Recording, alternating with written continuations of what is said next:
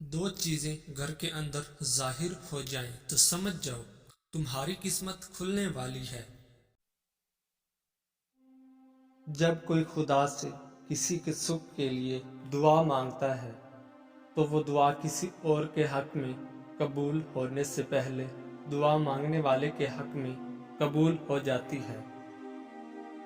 भेड़ बकरियां इंसानों से ज्यादा बाखबर होती हैं क्योंकि चरवाहे की एक आवाज पर चरना छोड़ देती हैं और इंसान अपनी ख्वाहिश की खातिर अहकाम इलाही की भी परवाह नहीं करता।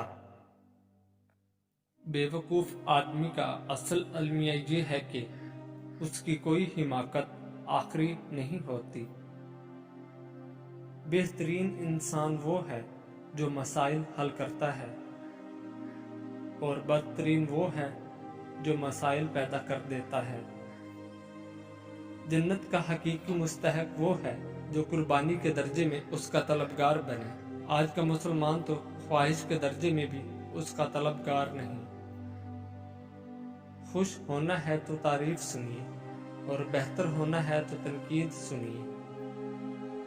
वक्त की बर्बादी की सबसे बड़ी वजह उस काम का आगाज है जिसे आप पूरा न करें। जो पढ़ नहीं सकता और जो पढ़ता नहीं है दोनों यकसा तौर पर जाहिल रहते हैं। जहाज बंदरगाह में महफूज होते हैं मगर जहाज बंदरगाह के लिए बनाए नहीं जाते। आज खुदा के नाम पर हर चीज की तरफ बुलाया जा रहा है सिवाय उस चीज के जिसकी तरफ खुद रब ने बुलाया है। आपका दुश्मन वो है जिससे आपको नुकसान पहुंचे, किता नजर उसके कि वो आपके खिलाफ है या आपके साथ। अगर आप मसाइल से निजात पाना चाहते हैं तो उन्हें हल करना शुरू कर दें। जो तुम्हारे पास माल है उसमें से 10% सदका दो और गरीबों मस्कीनों को खाना खिलाना शुरू कर दो। दौलत बारिश की तरह बरसेगी। खुदा ने चीजें इस्तेमाल करने और लोग मोहब्बत के लिए बनाए हैं मगर इंसान चीजों से मोहब्बत और लोगों को इस्तेमाल करते हैं। हजरत अली रजी अल्लाह तआला अन्हो फरमाते हैं, बेशक नरम कलामी और छोटे बड़े से अस्सलाम वालेकुम कहना इबादत है और बिला शोबा बेहुदा कोई इस्लाम के इखलाक में से नहीं है। आप फरमाते हैं, सबसे पहली इबादत ये है कि इंसान मुसीबत में सब्र करके अल्लाह पाक की तरफ से मदद का मुंतजिर रहे और कारखाने कुदरत में तफक्कुर करना इबादत है।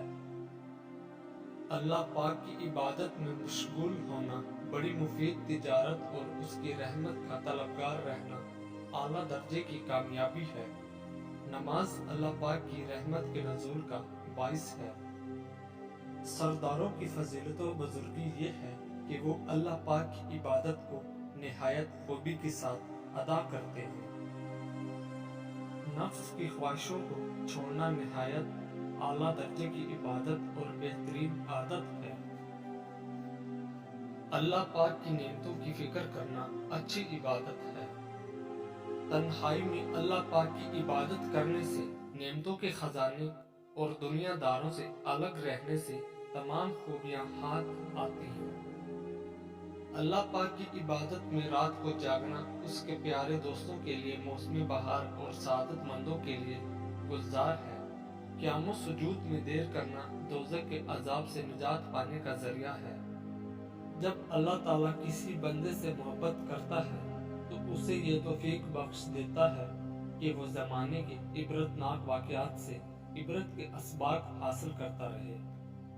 अगर तुझे अपनी इस उम्र से जिसे तूने गफलत में ज़ाया कर दिया है इबरत हासिल होती तो आइंदा आने वाली को महफूज रखता।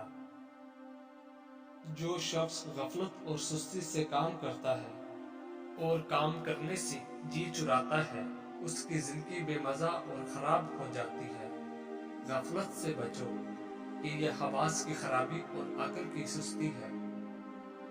तंगदस्ती से निजात का अमल।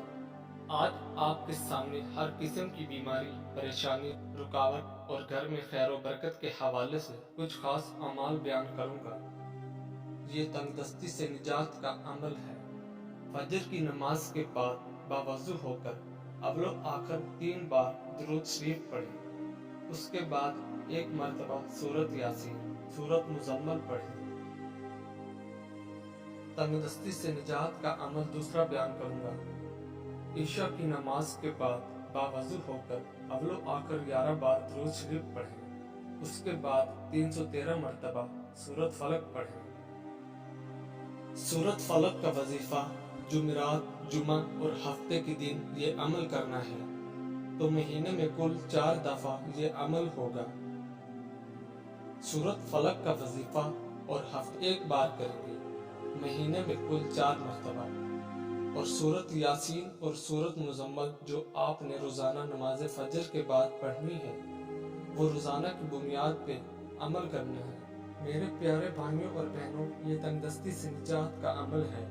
اللہ پاک آپ کو غیبی رزق عطا فرمائے گا، بے گماں جگہ سے رزق کے دروازے کھلیں گے، خیر و برکت ہوگی، گھر میں پریشانیاں، بیماریاں، تکلیفیں ہیں وہ دور ہوں گی۔